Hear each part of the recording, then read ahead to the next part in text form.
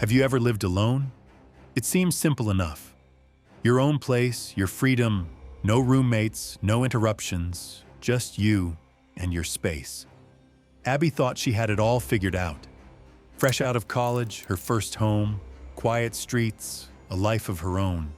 But peace can be deceptive. What feels safe, what feels ordinary, isn't always what it seems. Sometimes the signs are subtle. A cup left on the counter that wasn't there before. A shadow that shifts in the corner of your eye. A soft sound in the night. One you tell yourself is just the house settling. But what if it's not the house at all? What if someone or something has been sharing your space all along? Watching, waiting, moving just beyond your awareness. A presence you can't see. A feeling you can't escape.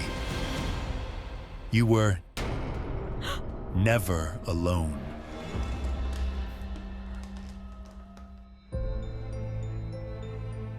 Abby had just graduated college and moved into her first house alone.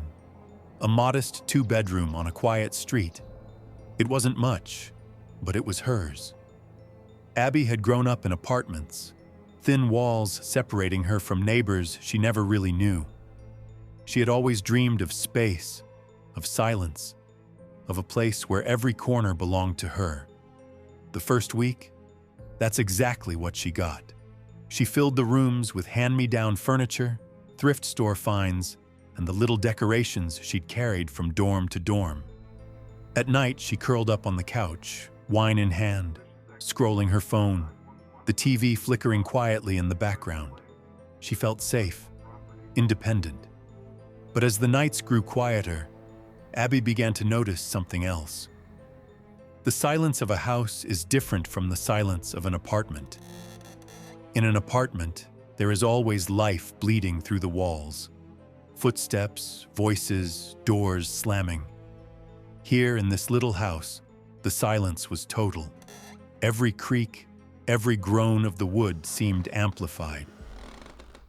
And sometimes, the silence was broken by sounds she couldn't explain.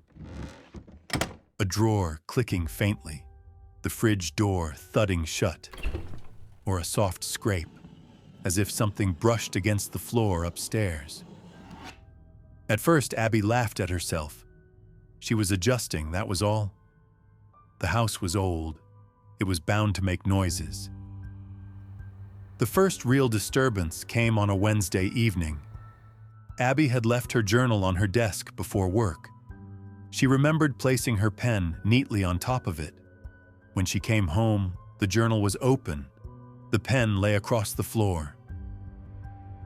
2 days later, she reached for a spoon in the drawer, only to notice the drawer was left open. She could have sworn she'd closed it. And when she opened the milk, it was emptier than what it should have been. Had she poured more into her cereal that morning than she remembered? These weren't loud, crashing disturbances. They were subtle. So subtle that only someone living there every day would even notice. And that's what made them worse. Then came the night that changed everything. It was nearly 2 a.m. when Abby stirred awake. No sound, just the heaviness of a dreamless sleep ending abruptly. And as her eyes adjusted, she realized she was holding her breath, because she could hear something else. Breathing, not hers. It was faint at first. Slow, steady, coming from the corner of the room. She lay frozen, her chest tight, trying to convince herself she was imagining it. But the rhythm was wrong. Her own breaths were fast, shallow. This one was calm, patient. She squeezed her eyes shut, willing it to stop. Seconds dragged into minutes, and then silence. The sound had vanished. When she finally found the courage to sit up and flick on the lamp, the room was empty. No shadows but her own. One Friday evening, Abby returned home late after grabbing dinner with a friend. She slid her key into the lock, pushed the door open, and froze. The living room glowed. Her television was on, but Abby hadn't turned it on. She hadn't even used the TV that morning. Her heart raced. She stepped inside cautiously, scanning the room. The air smelled faintly of grease, as if someone had eaten recently. She tried to laugh at herself. Maybe she had left the TV on, maybe she had forgotten about the food.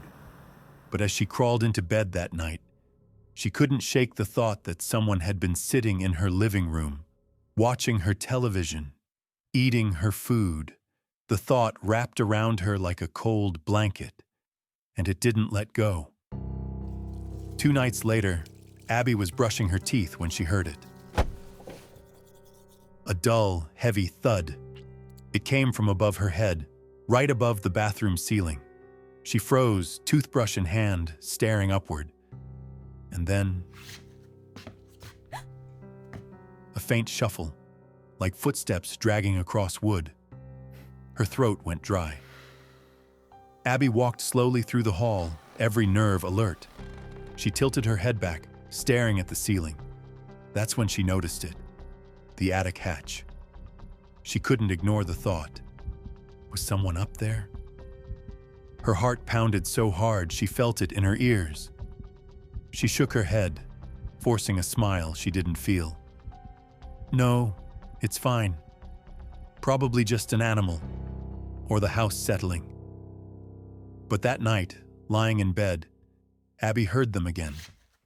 Footsteps, slow, deliberate, moving above her head. She stared at the ceiling, every muscle tight. And then she noticed something she hadn't before. A tiny drilled hole in the plaster, perfectly round.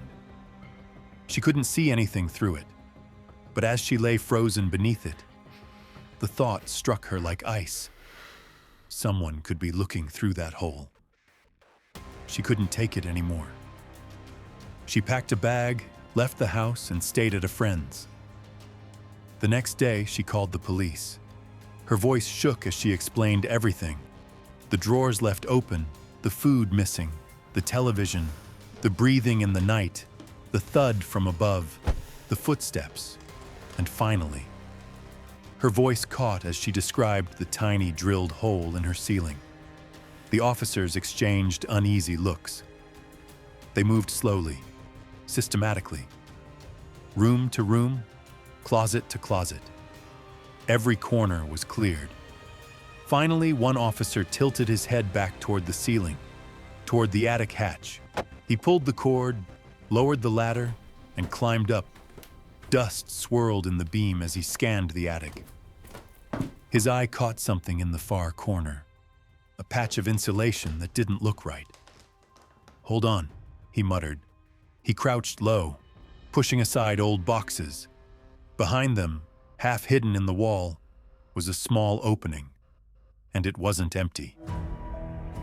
There was a sleeping bag, flattened and stained from use, food wrappers piled in the corner, half-empty water bottles, and they found the drill, the one used to drill the hole in the ceiling. Whoever had been here wasn't just squatting. He had been watching her, and he had escaped before they arrived. In the days that followed, investigators pieced together what they could. The man was believed to be a drifter, someone who moved from town to town, slipping into attics, crawl spaces, abandoned sheds, anywhere he could hide without being seen. The police never caught him. Abby didn't wait around for closure. She packed what she could, left the little house behind, and never looked back. Even now, she avoids houses with attics.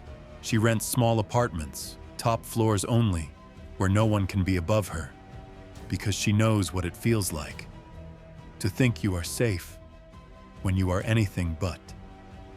So the next time you move into a new place, take a moment, look up, think about what might be lurking in the spaces you never notice. Because sometimes, the noises you hear at night aren't the house settling. Sometimes, it's someone above.